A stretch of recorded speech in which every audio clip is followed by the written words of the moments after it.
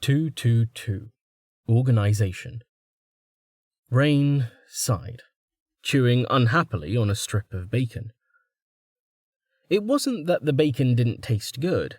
In fact, it tasted phenomenal, perfectly crisp, almost like glass in the way it shattered, only to melt away in his mouth like butter.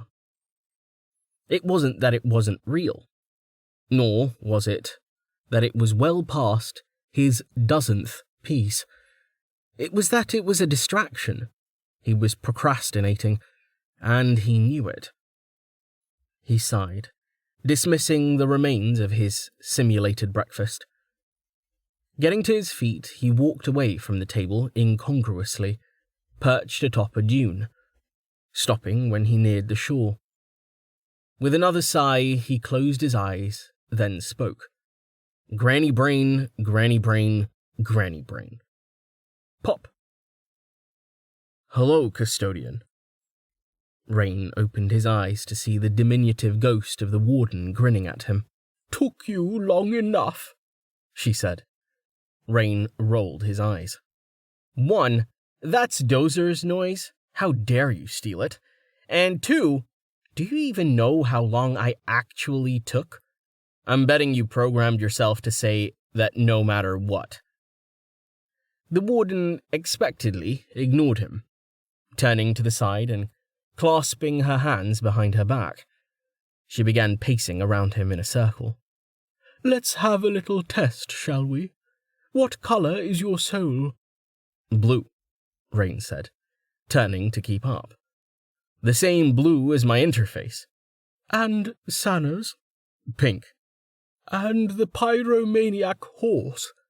The what horse? Rain asked. Then he recalled the incident. Dust had gotten into a crate of candles. He had been lighting them from a lamp one by one and leaving them burning all over the floor. All animal souls were faint and wispy, and most had no colour to them at all. Some, though, did. Dust's soul was tinted pale green, not unlike Stint's. Cloud's soul was a puffy cotton candy wisp, combining James's orange and Melanie's yellow, and just a hint of blue. Roma and Nibs both had dark purple souls, reminiscent of ink. Chop, chop, custodian, you're wasting power. Mint, Rain responded, mad at himself for getting distracted. Good, Vatrice said, stopping in her tracks. I primed you, but you didn't say red. That means you can see well enough for my purposes. Also, no, you shouldn't rely on colour to judge personality. Yes, the horse is your fault. Yes, he did think you were a girl for quite a while, and yes, you should talk to him about it. Well, about a lot of things, really. Fire safety first among them. No, winter hasn't hurt him, or the other animals you've been bathing with it, but there's no point trying to push them further that way. Their souls are limited by their vessels, their biology in your terms. No amount of memory enhancement will change the structure of their minds. Besides, the 3 you're probably thinking of are already across the threshold for awakening. Rain's jaw dropped. It might come as a shock, but things in your hogwash file aren't hogwash. Vatrice smirked. Awakening is predicated by intelligence. Humans cross the line at age 2 or so, and I've met dogs smarter than that. In fact, I prefer dogs to children generally. They have pleasant minds. Unfortunately, the system works for a particular kind of intelligence, and I've never heard of an animal satisfying the criteria on its own. As for whether awakening animals is a good idea, consider how uneasy Ava makes you before you make a fire mage out of a horse. Rain closed his mouth, then opened it again. By my calculations, That's precisely enough, Carrot, to get you to shut up while I talk, Vitrice said. If we return to Stick for the moment, remember how little time you have. Now, we have quite a few fundamentals to get out of the way. With a wave of her hand, she conjured a shallow bronze bowl in the air in front of her. If you would, build a bowl like this and fill it with liquid essence, as you've been calling it. Chop, chop, custodian, you're wasting power. Seriously? Rain said, drawing a tendril of essence from the ocean behind him. You literally didn't even give me a chance to do anything. And what do you mean animals can... Chop, chop, custodian, you're wasting power. Damn it, Rain muttered, his mind churning. He sculpted the bowl, condensing liquid essence to the matte white default solid, before reskinning it to bronze. He took a few more seconds to make sure the metal's luster was right, though he wasn't sure that was important. Once it was nice and shiny, he filled the bowl from the essence stream before letting the tendrils of liquid collapse and splash to the sand. Chop, chop, custodian, you're wasting power. Yeah, Rain said, holding out the filled bowl with one hand. One soul soup, as ordered. Good, the warden said, her illusory model of the bowl vanishing as she clasped her hands once more behind her back. Look into it and tell me what you see. Okay, Rain said, bringing the bowl back in front of him and holding it with both hands. Despite all of his progress with reading, he hadn't really seen any changes inside his soul, and so it remained, the essence filling the bowl appearing exactly as it had since he'd finalized his image for it. It glowed electric blue with its own inner light, evocative of Cherenkov radiation. There wasn't enough in the bowl to significantly occlude the bottom, though, so he was left staring at his own distorted reflection in the concave metal. That can't be it. Without needing to be chided again, thank you very much, Rain looked deeper. And as if a veil had been lifted, the image he'd painted over the true nature of the liquid essence fell away. Ugh! The bowl fell to the sand with a thump, essence slopping away. Rain fell to his knees, squeezing his eyes shut and gripping his skull. It takes some getting used to, the warden said as he struggled. What you just glimpsed was the true form of uninvested ordered essence. Those who know call it potential. It has the potential to become anything, you see. The beach you've built, your kludgy embarrassment of a core, even the air you're pretending to breathe, all of that is invested ordered essence.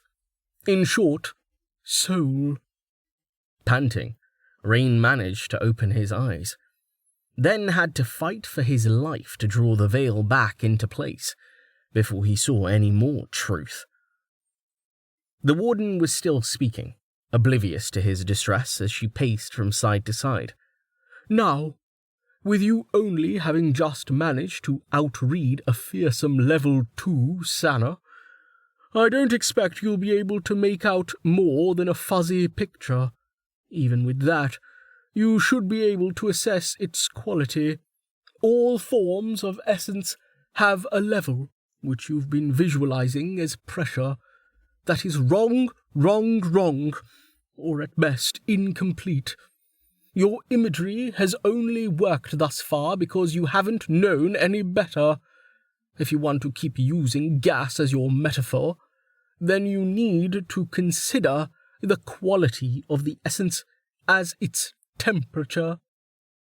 Taking one last shuddering breath, Rain glared at her. You could have warned me, he snapped, though his outrage was already fading as his mind played back what she'd been saying. The warden, of course, ignored him. For what you just saw, How would you estimate the numerical quality of the essence in that bowl? If you can't get it within 5, then you've summoned me too soon and doomed yourself." She paused for the barest moment. "Well?" "Bullshit I summoned you too soon," Rain said, struggling back to his feet. He'd had no trouble whatsoever seeing the potential's level. It had been obvious. Too obvious. Overwhelmingly obvious. That tears it. She definitely underestimated Sana. "Chop, chop, custodian! You're wasting power!" Rain pinched his glabella. "Level 0. Foundation." "Good. Now dump it out and fill the bowl with chaos. You've actually nicknamed that one correctly. Properly, it should be uninvested, unordered essence. You'll also hear it called raw essence, or natural essence, or the like." Gritting his teeth in anticipation of what was coming, Rain complied. Reaching up to the sky and calling down an orange streamer through the 4 clouds, he had to exert his will to hold it in place, even after he'd filled the bowl, displacing the air inside. "Now look," the warden said, pretending patience. Rain looked. He thought he'd been ready for it this time around, expecting it to be worse even, but he was not. Blech! He vomited uncontrollably, bile and bacon bits spewing onto the sand. The shock was bad enough that he felt his grip on his inner world tremble, something that hadn't happened in ages. "Pungent, no?"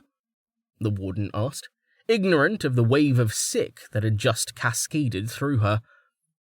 "What would you assess its quality?" "Level 30, Rain said, evaporating the mess. He spat. "Filth!" Dozer was stirring despite all his precautions, and he urgently sent as many soothing feelings toward the slime as he could. He couldn't afford any interruptions. "And the bowl?" the warden asked. 0, Rain said. He hadn't explicitly looked, but had seen it all the same. Except the chaos, everything around was level 0, including his avatar. "You are wondering why the chaos matches your level, but the ordered parts of your soul do not," the warden said, not as a question. She gestured around. "It's because you suck." Rain sighed, laboriously climbing back to his feet. "Okay, ouch." "Souls naturally structure themselves, but only in the most limited sense," the warden said, turning to Pace. "When you earned your awakening, the system enhanced that natural structure using soul taken from the essence monster. From that point on, you have been operating beyond your natural capacity. If I must again resort to metaphor, you are a child that has been forced into an adult's body. Only your paling is built from soul of the appropriate level, and that only because it was not done by you. What you did was rupture that carefully constructed structure, allowing external chaos to rush in and tear apart whatever natural order you had subconsciously built since your birth." She stopped to look at him, placing her hands on her hips. "They don't know it, but Tallheart and Amelia are ahead of you. They're working with potential that they have refined beyond the foundation level. Not anywhere near their actual levels, mind you. For that, training is required, which is why the system provides a guide. No, you don't have one, even if the system managed to find an echo for you. The seed was surely pulverized by what you did to yourself." She snorted. "Fortunately, you have me." She removed her arms from her hips, placing them again behind her back as she resumed pacing. "Unfortunately, my time is limited, as is yours. This topic could fill textbooks, so you'll have to forgive me if I skip a chapter or two. And no, you're not allowed to write it down. There is more to the nature of essence. Its aspect, for example, but even a pigeon could piece that together from what you already know. Do not get distracted. I need you to construct a seat of your mind from silver soul. Then gird it with defences in kind. For that you will need silver potential. So again, we will jump ahead. Hang on, Rain said, struggling. What? No, the warden said, turning sharply and pacing back the other way. You can think later. Now I need you to listen. If I could have just written it down for you, I would have. But the natural soul is a living thing, but only one part in three, the others being your body and your mind, the warden continued over his protest. None can exist without the others, and all are related by the linkages between them. That avatar you are piloting is the manifestation of your physical body in the realm of the soul. The you doing the piloting is the manifestation of your mind, projected from the mental realm, to which you otherwise have no access. Mental realm? What? Rain slapped his hands over his eyes, dragging his fingers down his cheeks. You must fortify your mind here and fortify it there, as I have said. Do not worry about locking down your perspective. You may continue puppeting your little snakes and things as you have been, though you will need to do it through projection of will, rather than the direct installation thereof. Don't worry, it will make more sense once you've untangled the mess you've made of yourself. She pointed straight down at the beach beneath her feet. Like the body, the soul has functions that may be assigned to various organs. You have made the most common amateur mistake, which is trying to glom it all together. She began to gesture with alternating hands. You are attempting to use one structure to gather chaos, refine chaos, link your body and soul, link your soul and mind, link yourself to the world, house the system's constructs, on and on and on. She slashed a hand across her chest. Thus muddled, the function of all is compromised. You've not made a core, you've made a meatball. She spun, then waved an arm to create a holographic diagram of a body, with the organs shown in various colours. Heart, brain, liver, lungs, and stomach. The soul is mutable, and you may choose any images you prefer. These worked for me when I stood where you do now. She pointed to each organ in turn. Brain links the soul and the mind and serves as the font of will. Heart links the soul and the body and circulates potential through both. Stomach stores chaos and digests it into potential. Liver stores potential and refines it into higher forms. Lungs exchange essence within the world. Again she planted her hands on her hips, as she turned to face him. Also skin, which counts as an organ according to you. Here, it is more than just a sack to hold your water inside. It is the very fibre of your being. Your paling divides what is you from what is not, yourself from the void. Stop trying to breathe through it like a frog. Rain blinked, then smiled. You had way too much fun scripting all this, didn't you? Perhaps, the warden agreed. Not having expected a response, he was taken aback enough to recoil. Grinning at him, Vatrice snapped her fingers. In any event, it should be clear what you must do. I will spell it out for you regardless. You must refine potential of level 25 or higher to house your mind's projection, then build defenses around it. To begin, manually create level 2 potential, then forge it into a substructure of level 2 soul. Designing said structure to automatically refine foundation potential to level 2. This process you will repeat, bootstrapping, to use your word, until you have created the required amount of silver soul. You had the right idea with your little sub-cause, but no structure of soul may manipulate essence of an equal level, save through investment of will. Neither may any structure manipulate essence of a higher level than its own, even with investment. That is why you were never able to get your automation working. Ask.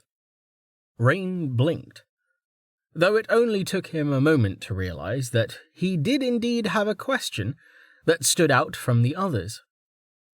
If the chaos in here is level 30, how can I manipulate it? He pressed a hand to his chest. Everything I've built is rank 0, including this avatar. From what you just said, I should only be able to manipulate rank 0 chaos. Filth. Even before I built this, I condensed chaos into essence. Soul, with will alone. And what even is will? Is it the same thing I've been calling will? Just how? Just how? As I said, this is a subject that could fill textbooks, the warden replied with a commiserating smile. That is just from what I know. Libraries could be filled with what I do not. To answer the question you probably asked, for I confess, I did not plan for significant divergence from the script at this juncture. Chaos is fundamentally different from ordered essence. It may be concentrated through simple compression, yet, when refined, only foundation potential is produced. I cannot tell you why any more than you can tell me why time flows forward instead of back. Take it up with a god, if you ever catch one's ear. I've never managed it. I need to think, Rain muttered, massaging his scalp. I told you to do that later, the warden said. I have one last thing to teach you before I go, and that's how to refine potential. As I said, compression will not work. Just as Sana taught you to structure your soul's outflow, you must now structure the outflow of your will. Fill the bowl again, please. With potential? The warden gave him a look. Rain rubbed at his eyes, then moved to comply, bending to lift the bowl from the sand. He dusted it off, his thoughts feeling like they'd been scattered to the winds. Chop, chop, custodian! You're wasting power! That is really annoying, Rain said, knowing that was the point. He started filling the bowl again from the ocean, holding it up as soon as he was finished. Okay, done. Look deeply. This time apply your will as you would to a hostile soul. A pattern will appear, a resonance. You must bolster it. It's there! Rain gasped, having started his attempt before she'd even finished speaking. His third eye felt like it was watering, staring at the metaphysical equivalent of the sun. But he was growing less uncomfortable by the moment. After looking at the chaos, this was nothing. I see it. I see the pattern. Don't just see, the warden said. Push! Rain pushed, and instantly the fragile pattern collapsed. Muttering a curse, he tried again, gentler this time, sticking his tongue out through his teeth. This will be more difficult for you, I'm sure, the warden said. Most awakened go their entire lives without so much as... Rain tuned her out, rapidly getting the hang of it. After countless clashes with Sana, timing the pulses was child's play. Indeed, very much like pushing a child on a swing, each gentle push of his will built the pattern stronger and stronger, until there was a brilliant flash. The level of the liquid dropped, the remainder sloshing from side to side, and growing ever so slightly brighter. Got it! Rain shouted, interrupting the warden's ongoing instructions. "Not bad," she said, flickering to appear lounging on a sofa that hadn't been there before. "It only took 3 times longer than I expected." "So full of shit," Rain said with a laugh, staring at the bowl. I might be okay." "Careful with that," the warden said, suddenly right in front of him, and nodding significantly at the shining liquid. "Level 1 potential cannot be stored in a level 0 vessel for long. It will degrade, taking the vessel with it." Looking up at him, she grinned. "Liver, remember? Make sure it's nice and hard. I recommend whiskey." Rain rolled his eyes, though he was still smiling. The liquid was starting to steam, so he condensed it to a solid white marble of soul, which took quite a bit more effort than he was used to. He didn't even need to test it to know it was stronger than the strongest imitation adamant he'd ever created. It looked dense. How didn't I see? The warden flickered again, glitching back to her pacing lecture with no transition. "The process for creating level 2 potential from level 1 potential is the same, but with a more complex pattern. This remains the case for each step thereafter. Yes, the conversion is 2 units to 1 each time, and yes, it gets out of hand quickly.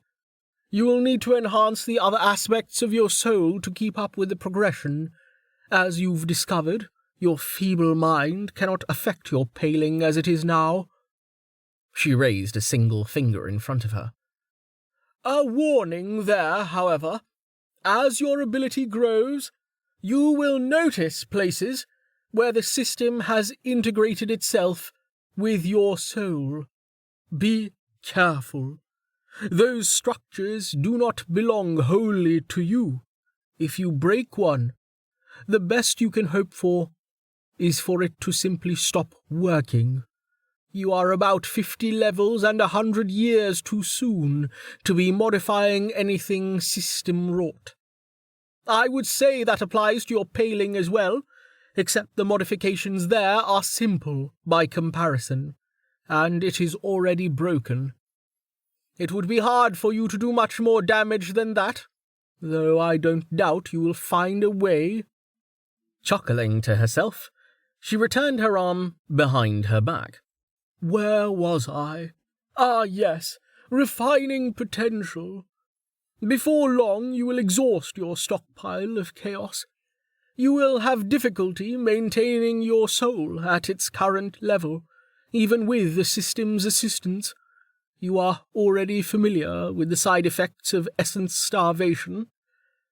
If you do not wish Amelia to scold you, you should find a highly ranked zone in which to restore yourself periodically until you stabilize. Lastly, before you ask, no, I can't tell you how to make the actual structures you'll need, whether for essence management or mental defense. Image is individual. Figure it out." Turning away sharply, the warden kept her hands firmly clasped behind her back as she stared out at the horizon. "That is all, custodian. Summon me again when you're ready, and I will test you. Survive, and this construct will answer what questions I can with what power remains. Oh, and one last thing." She turned to face him, wearing a serious expression. "Now that you've proven yourself worth bothering with, a piece of advice." She met his eyes, narrowing her own. "Stay away from Kev. Pop." And with that, she was gone.